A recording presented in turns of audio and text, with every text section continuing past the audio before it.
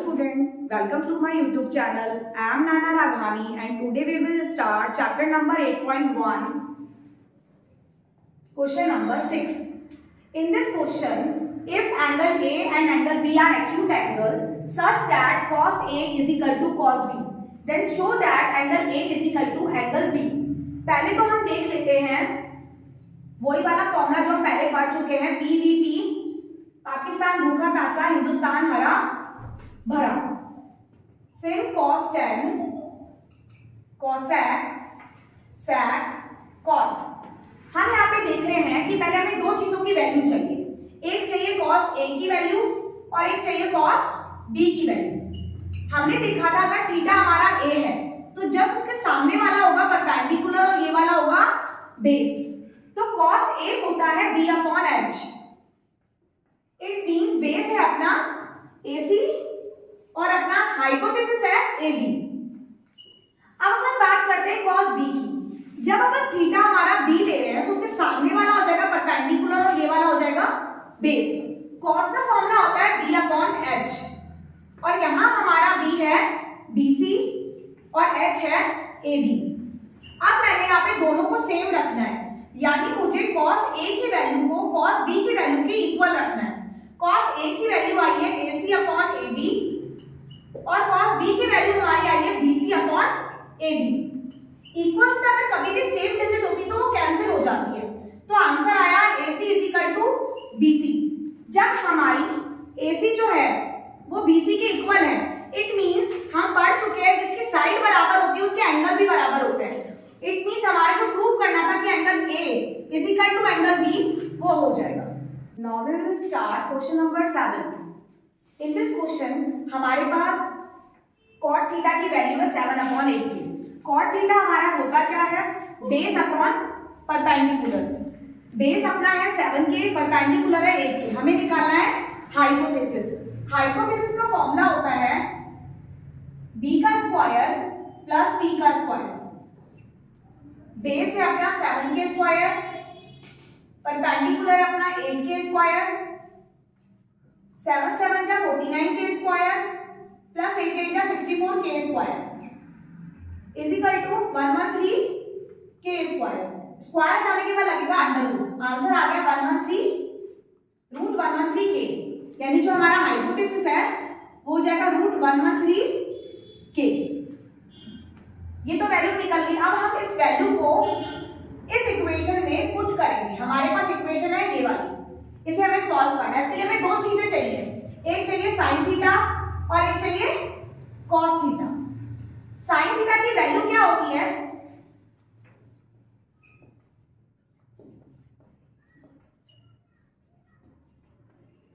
Sign theta की value होती है P अपॉन H.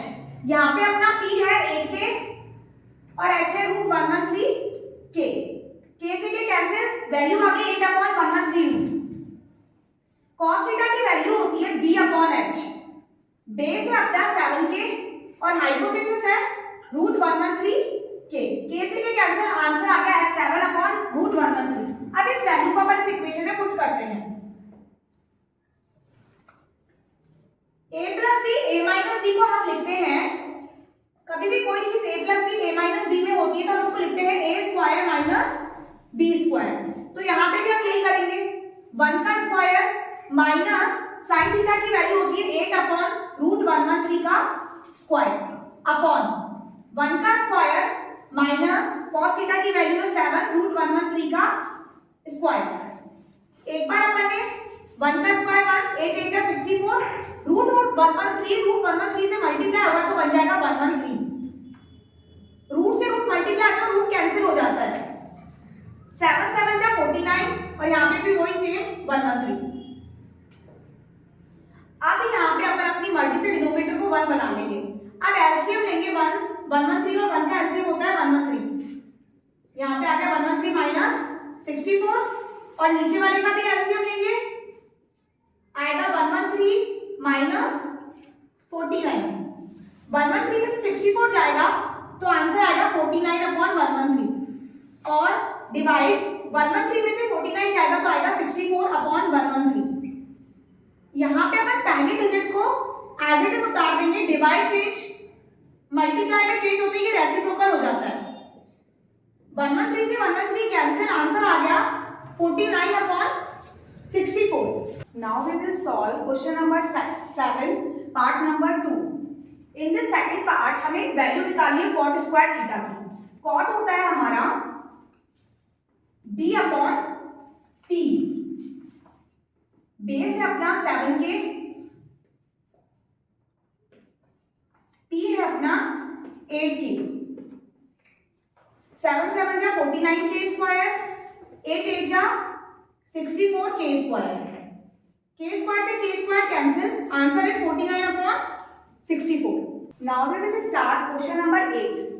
इन क्वेश्चन नंबर 8 हमें 3 cot a = 4 दे रखा है। इट मींस हमें cot की वैल्यू निकालेंगे 4, ये 3 जाके डिवाइड हो जाएगा 4/3।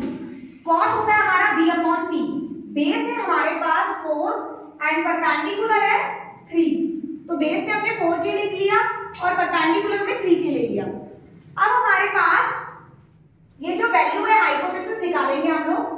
हाइपोथेसिस होता है बेस का स्क्वायर प्लस परपेंडिकुलर का स्क्वायर। बेस है हमारा 4k स्क्वायर, परपेंडिकुलर है 3k स्क्वायर, 4 4 जा 16k स्क्वायर प्लस 3 3 जा 9k square, 25k square. Square हटा के अंडर रूट लगाएंगे तो 25 का रूट होता है 5 और k स्क्वायर से कैंसिल, 5k आ गया, यानी हमारा हाइपोथेसिस आ गया 5k। अब हम इस इक्वेशन में वैल्यू पुट करेंगे 10 की। 10 कितना होता है p/b, p यानी कि 3k और b यानी कि 4k का स्क्वायर अपॉन, इसी को हम प्लस पे वैल्यू को पुट करेंगे। यहां पे अपन LHS साइड सॉल्व कर रहे हैं फर्स्ट। यहां पे 1 - 3 3 जा 9k स्क्वायर अपॉन 4 4 जा 16k स्क्वायर, देन 1 प्लस 3 3 जा 9k स्क्वायर अपॉन 4 4 जा 16k स्क्वायर हो गया, k स्क्वायर से k स्क्वायर कैंसिल, 1 - 9/16 और 1 प्लस 9/16 हो गया हमारा। वही एलसीएम लेंगे पहले, 16 - 9 बड़ा वाला डिवाइड, देन यहां पे एलसीएम लेंगे 16 प्लस 9, 16 में से 9 गया तो आंसर कितना आएगा 7/16, और 16 में अगर अपन 9 प्लस करेंगे तो आंसर आएगा हमारा 25/16। वैल्यू को रेसिप्रोकल करेंगे, 16 से 16 कैंसिल, आंसर आ गया 7/25। Now we will solve RHS portion, जो कि है cos square a minus sin square a। cos की वैल्यू होती है b/h, 4k/5k का स्क्वायर।